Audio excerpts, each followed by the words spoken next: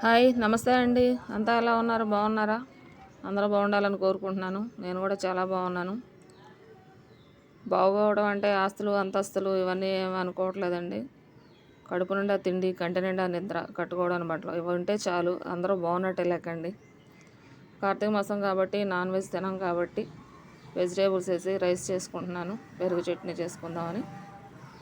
శాకాహారం మాంసాహారం కంటే శాకాహారమే చాలా మంచిదంటండి ఆరోగ్యానికి. మాంసాహారం అంటే అరుగుదల తక్కువగా ఉంటుంది కాబట్టి బద్ధకం అలా ఉంటుంది మనకి. శాకాహారం అయితే త్వరగా అరిగిపోతుంది. దాన్ని బట్టి చాలా బాగుంటుంది.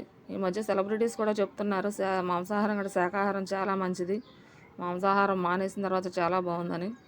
అమలా గారు కూడా మొన్న అదే చెప్పడం విన్నాను నేను. తనకి మాంసాహారం తిన్నప్పుడు కన్నా శాకాహారం తింటేనే ఆరోగ్యం బాగుందట.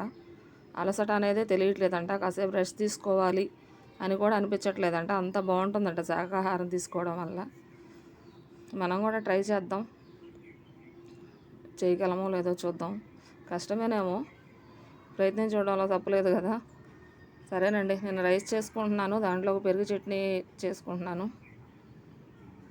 సింపుల్గా ఇలా చేయాలండి, సండే కదా. టమాటాలు, పచ్చిమిర్చి, ఉల్లిపాయ, బంగాళదుంప, క్యారెట్ అన్నీ వేసానండి. ఆయిల్లో ఫ్రై చేసేసి అల్లం వెల్లుల్లి పేస్ట్ అన్నీ వేసానండి. కొంచెం కారం కూడా వేసాను. ఇంక వేరే కర్రీ ఏమి ఉండదు కాబట్టి పెరుగు చట్నీయే కదండి, అందుకని చెప్పేసి కారం కూడా వేసాను. వేసేసి సింపుల్గా చేసేసానండి. చాలా ఫాస్ట్గా అయిపోయిందండి. నాకు ఎంత 20 నిమిషాలు కూడా పట్టలేదు అది చేసుకోవడానికి. తొందరగా చేసేసాను అనమాట. చూడండి, చాలా ఫాస్ట్గా అయిపోయింది. రైస్ కూడా దాంట్లో పెరుగు చట్నీ చేసేసాను అనమాట. సింపుల్గా ఫాస్ట్గా చేసేసుకున్నాను. తినడానికి రెడీ అయిపోతున్నానండి. ఈ వీడియో నచ్చితే ఒక లైక్ చేయండి. Thank you.